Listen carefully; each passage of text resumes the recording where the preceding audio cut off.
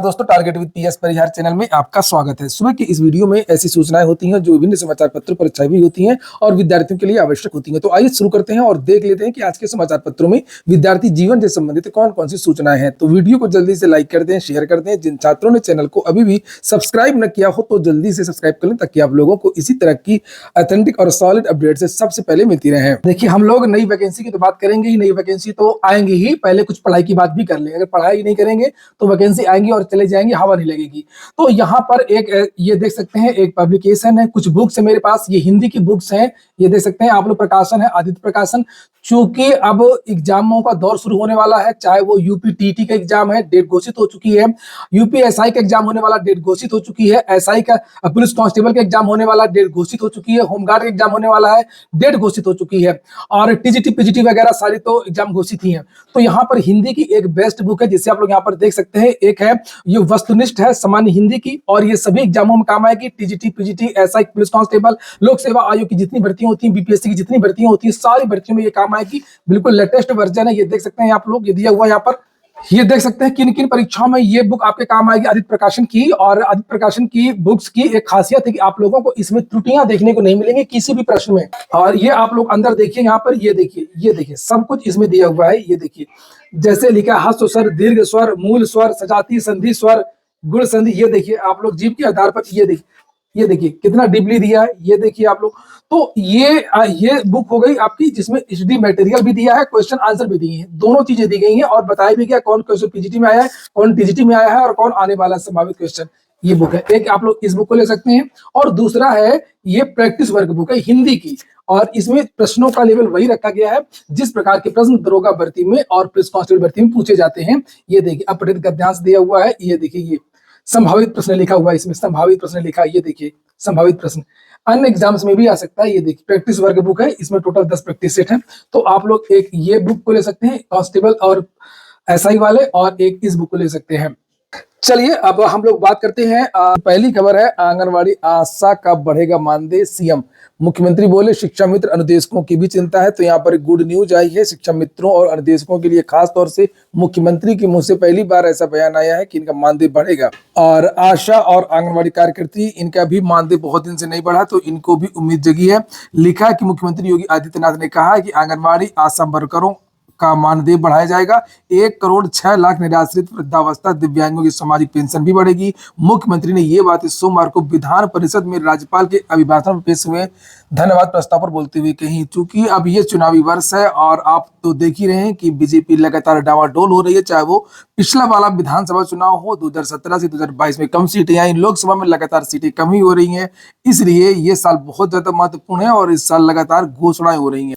और आंगनबाड़ी कार्यकर्ती के बारे में भी कहा गया है, और नीचे शिक्षा मित्र और अनुदेशकों के लिए भी कहा गया है। यहाँ पर आप देख सकते हैं, लिखा है कि उन्होंने कहा कि शिक्षा मित्रों और अनुदेशकों के लिए भी सरकार काम कर रही है। शिक्षक चाहे बेसिक की हो या माध्यमिक या उच्च शिक्षा के, इसके अलावा शिक्षणेतर कर्मचारियों और रसोइयों को भी 5 लाख रुपए तक का कैशलेस इलाज की सुविधा है। और विधानसभा में उत्तर प्रदेश सरकार की तरफ से और भी बहुत सारी चीजें गई। खास तौर से विपक्ष को निशाना बनाया गया। निशाना बनाने के पीछे एक कारण भी था कि विपक्ष ने इस बार रोजगार के मुद्दे पर सरकार की कलई खोली, खास तौर से शिक्षक भर्तियों को लेकर के। यहाँ पर आप लोग कुछ वीडियो देख भी सकते हैं, मैं भी दिखाऊंगा।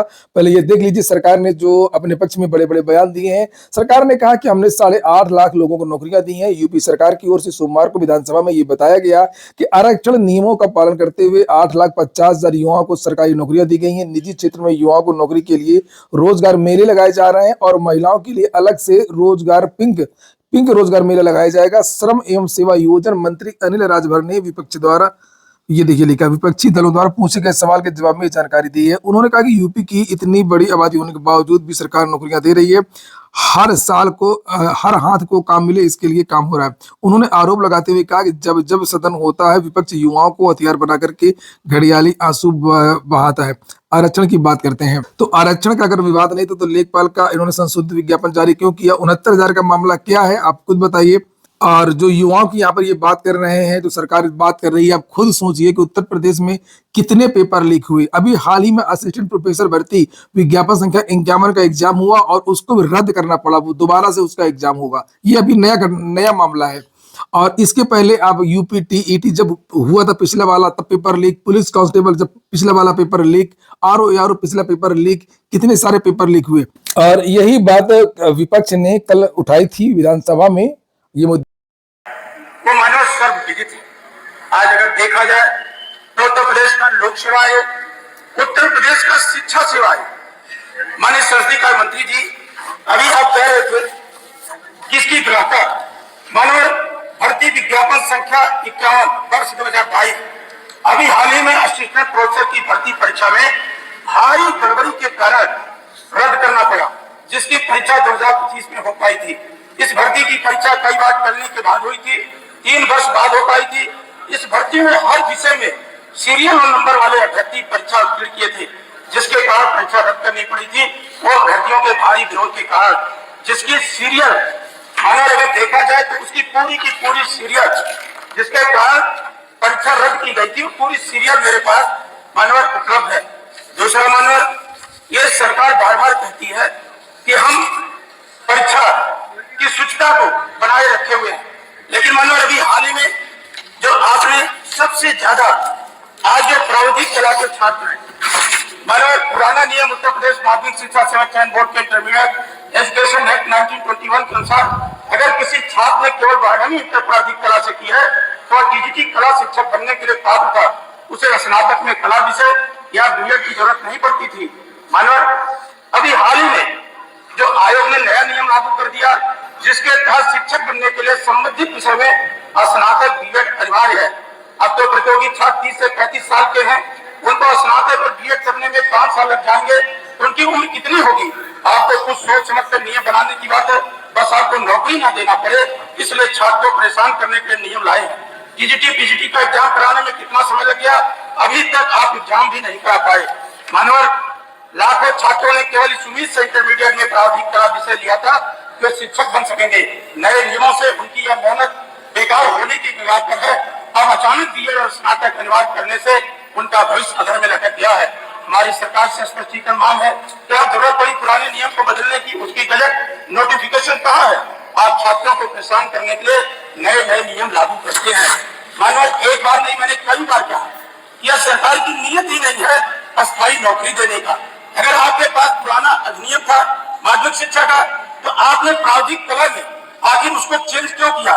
इस तरह से देखा जाए मानव, आज प्राविधिक कला के हमारे छात्र और छात्र बहने लगातार लाखों लोग इससे जुड़े हैं, जो इन्होंने नियम बदला है उसके कारण वो प्रभावित होने का काम हो रहा। मानव वही आपने पेट में आपकी पेट की परीक्षा 2005 आहर्ता की प्रारंभिक परीक्षा पहले अनिवार्य किया गया, आयोग या सरकार जवाब दे। क्या पीईटी परीक्षा प्रारंभिक परीक्षा है तो क्या एक ही परीक्षा से कई सारे मेंस करवाने चाहिए? इस परीक्षा में आप बाबू का एग्जाम दे रहे हैं, वही परीक्षा से आप अधिकारी बने, लोअर टीचर्स का भी है। आज व्यक्ति जो परीक्षा मानो महोदय, आज उसको लेकर भी छात्र आंदोलित है। तो यहाँ पर देख सकते हैं विपक्ष ने सभी मुद्दों को उठाया है। इसके लिए विपक्ष का बहुत बहुत धन्यवाद। तो कितना बढ़िया लग रहा है, देखिए विधानसभा का ये सीन, जिसमें रोजगार को लेकर के बहस हो रही है, न जाति की न धर्म की। तो ये संग्राम यादव थे जिन्हें आप लोग सुन रहे हैं और इसी तरीके के मुद्दे उठाते भी रहते हैं।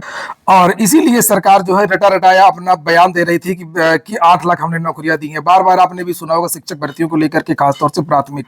लेकिन हकीकत तो यही है कि प्राथमिक शिक्षक भर्ती पर 8-9 साल से नहीं आई।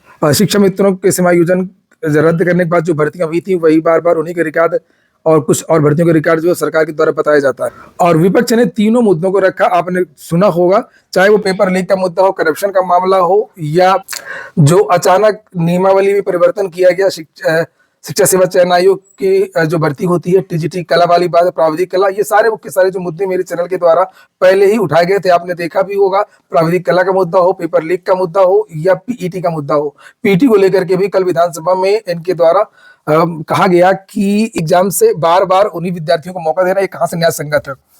तो फिलहाल ये एक ज्ञापन और देख लीजिए। हालांकि मैंने कल बताया था, कल कुछ विद्यार्थियों ने ये ज्ञापन दिया था लखनऊ में, जिसमें विद्यार्थियों ने प्राथमिक शिक्षक भर्ती की बात की थी, जो मोनिका रानी है बेसिक शिक्षा निदेशक लखनऊ में। और डोमिसाइल को लेकर के भी उत्तर प्रदेश के छात्र, इस समय मौका है, डोमिसाइल को लेकर के भी यहाँ पर ये ज्ञापन दिया गया था कि जितनी भी भर्तियां हैं सभी भर्तियों में डोमिसाइल भी लागू किया जाए। 2016 की भर्ती एक्सरे टेक्नीशियन की हर भर्ती में धांधली हुई थी, उसका भी मैं बहुत पहले वीडियो बनाया था। कि 100 सवा 100 की भर्ती निकलती थी, 200 लोग नौकरी करते थे एक ही नाम से। जैसे किसी का नाम अंकित है तो 6 अंकित से नौकरी कर रहे हैं। इस तरीके का बहुत बड़ा खुलासा किया था मेरे चैनल के द्वारा, वो खुलासा हुआ था। और लिखा है एक्सरे टेक्नीशियन भर्ती में फर्जीवाड़े की अब जांच होगी। प्रदेश में एक्सरे टेक्नीशियन नियुक्ति घोटाले की जांच होगी। शासन ने निदेशक प्रशासन चिकित्सा स्वास्थ्य एवं स्वास्थ्य की अध्यक्षता में 3 सदस्यीय समिति बनाई है। 2016 की एक्सरे टेक्नीशियन भर्ती की जांच के साथ में 2008 में हुई भर्तियां भी देखेगी। तो इसके पहले की भी जो भर्तियां थी एक्सरे टेक्नीशियन की भर्तियां, उसमें धांधली हुई थी। ये बात भी मैंने बताई थी आपको अपने चैनल में। लिखा है कि समिति नियुक्तियों के लिए निकाले गए विज्ञापन से लेकर के ज्वाइनिंग तक की पूरी प्रक्रिया की जांच करेगी। कितने का परिणाम निकाला और कितनों की नियुक्ति हुई। अक्सर होता यह है कि जितने का विज्ञापन निकलता है उससे कम ही लोग ज्वाइन करते हैं। ज्यादातर भर्तियों में 99%। कुछ लोग छोड़ देते हैं, कुछ लोग और चीजें होती है। लेकिन ये एक ऐसी भर्ती है कि अगर 10-10 का विज्ञापन निकला है हर साल, तो उसमें 20 लोगों ने ज्वाइन किया है। तो ये एक बहुत बड़ा भ्रष्टाचार है, बहुत बड़ा करप्शन है, और ये हाई लेवल का करप्शन है, करप्शन है। इसमें ये विद्यार्थियों का किया हुआ नहीं है, ये अधिकारियों का किया हुआ है। इसमें जो संस्था के जो अधिकारी होते हैं, जो भर्ती करते हैं जो लोग, ये उनका किया धरा है। ये कोई विद्यार्थी का काम नहीं कि साल भर बैठा करके या इस तरीके से पेपर लिख कर आकर के, नहीं। अगली सूचना है BSSC इंटर द्वितीय इंटर स्तरीय भर्ती में फिर सीटें बढ़ी। तो बिहार कर्मचारी चयन आयोग ने एक बार फिर से द्वितीय इंटर स्तरीय भर्ती के लिए रिक्तियों की संख्या बढ़ा दी है। तो इंटर लेवल की जो वैकेंसी के लिए एक अलग से विज्ञापन निकलता है, जिसकी बात UP-SSC के लिए की जा रही थी। UP-SSC में भी यही हो, जिन भर्तियों में इंटर मांगा जाता है उनका एक भर्ती निकाली जाए। उसी तरीके जैसे बिहार में ये निकली है, जिसमें 26,426 पद है। ये देखिए, ये हर बार ऐसा होता है, बिहार से ये वैकेंसी आती है। तो इसी तरीके की मांग UP-SSC में चल रही है। तो अब इसमें जो बिहार की भर्ती है उसमें पद और बढ़ गए हैं। अब पहले 24,000 के आसपास पद थे, अब 26,426 हो गए हैं। उत्तर प्रदेश लोक सेवा आयोग में PCS के इंटरव्यू चल रहे हैं, और उसको लेकर के भी यहाँ पर आप लोग देख सकते हैं छपा हुआ है। PCS के इंटरव्यू में पूछा बुलडोजर जस्टिस पर सवाल। तो मैंने जो छात्रों ने कल इंटरव्यू दिया है, तो उसका मैंने काफी सारी वीडियोस अपलोड भी कर दी हैं, कुछ और भी अपलोड करूंगा, तो आप लोग देख लीजिएगा। और लिखा कुछ कौन कौन से सवाल थे। UGC एक्ट पर पूछा गया, लोकसभा ओम बिरला के खिलाफ जो अविश्वास प्रस्ताव है उसके बारे में पूछा गया। भारत अमेरिका तनाव के बारे में क्वेश्चन पूछा गया। एक अभ्यर्थी से बोर्ड ने पूछा कि क्या रविवार को हुए भारत पाकिस्तान के मैच को देखा था, या फिर इससे जुड़ा प्रश्न पूछा। इस तरीके के जो क्वेश्चन करंट के क्वेश्चन पूछे गए थे, अंतर्राष्ट्रीय रिलेशन से संबंधित क्वेश्चन पूछे गए थे, एकेडमिक से संबंधित भी क्वेश्चन पूछे गए थे। और यहाँ पर लिखा भी है, ये देखिए, नीले ड्रम को लेकर के पूछे गए। महिला अभ्यर्थियों से महिला सशक्तिकरण, महिलाओं से संबंधित जो बहुत सारे जो करंट अफेयर के जो क्वेश्चन है, घटनाएं है, वो पूछी गई। और शंकराचार्य अभिमुक्तेश्वरानंद के समर्थन में जो बरेली के सिटी मजिस्ट्रेट थे अलंकार अग्निहोत्री, उनके बारे में क्वेश्चन पूछा गया। और डोनाल्ड ट्रंप से संबंधित कई क्वेश्चन पूछे गए थे यहाँ पर, तो कुछ ही के बारे में लिखा हुआ है। और लिखा सोशल मीडिया पर बैन, बच्चों के मोबाइल चलाने का सामाजिक प्रभाव, इस तरीके के प्रश्न भी पूछे गए। तो आप लोगों को देखना चाहिए, जिन विद्यार्थियों का इंटरव्यू है वो लोग वीडियो देख लें। मैं अलग से मैंने प्लेलिस्ट बना दी है। अगला जो मामला है वो 69,000 शिक्षक भर्ती की। तो 69,000 शिक्षक भर्ती की 19 तारीख को सुनवाई है। और जानकारी ये भी मिली है कि शिक्षक मित्रों ने एक और जो है याचिका डाल दी है कि याची लाभ तो दिया जा रहा है, हमको क्यों नहीं दिया गया। शिक्षक मित्रों ने कहा कि हमारे लिए तो कह दिया था कि 51,000 की नई भर्ती देंगे, और हमको तो कोई याची लाभ नहीं दिया गया। इस तरीके से याची लाभ को एक नई याचिका देखते हैं, इसी के साथ में वो शायद अटैच हो गई है। अब जो 69,000 शिक्षक भर्ती में जो आरक्षण का मामला है, जिसको लेकर के 19 फरवरी को जो डेट लग गई है कि 19 फरवरी को इसमें सुनवाई होगी, उसी में जो जानकारी निकल करके आ रही है कि जो शिक्षा मित्रों का मामला है वो भी इसमें जुड़ जाएगा। और शिक्षा मित्रों का यही कहना है कि ना तो हमको याची लाभ दिया गया और ना ही हमको भर्ती दी गई नई वाली, जिसके बारे में कहा गया था हलफनामा कट ऑफ को लेकर के जो मामला सुप्रीम कोर्ट गया था कि 51,000 की भर्ती आएगी। तो देखना दिलचस्प होगा कि 19 तारीख को लगभग 4:45 बजे के आसपास इस केस की सुनवाई होगी, तो क्या होता है। उत्तर प्रदेश लोक सेवा आयोग की कुछ नोटिस हैं, भर्ती के प्राप्तांक और कट ऑफ जारी कर दिए गए। उत्तर प्रदेश लोक सेवा आयोग ने विधि विज्ञान प्रयोगशाला में वैज्ञानिक अधिकारी के 5 विषयों के लिए आयोजित स्क्रीनिंग परीक्षा एवं साक्षात्कार में उपस्थित अभ्यर्थियों के प्राप्तांक एवं कट ऑफ अंक सोमवार को आयोग की वेबसाइट पर जारी कर दिए, जो 23 फरवरी तक उपलब्ध रहेंगे। संग्रहालय निदेशालय के तहत विज्ञापित सहायक निदेशक के एक अनारक्षित पद पर सीधी भर्ती के लिए 11 फरवरी उत्तर प्रदेश लोक सेवा आयोग में भर्तियों का साक्षात्कार का आयोजन किया गया। साक्षात्कार में निर्धारित मानक से कम अंक प्राप्त करने के लिए किसी का चयन नहीं हो पाए। नगर एवं ग्राम नियोजन विभाग में स्थापत्य एवं नियोजन सहायक के 3 पदों पर भर्ती के लिए 24 फरवरी को लखनऊ में होने जा रही मुख्य परीक्षा के प्रवेश पत्र उत्तर प्रदेश लोक सेवा आयोग ने जारी कर दिए हैं।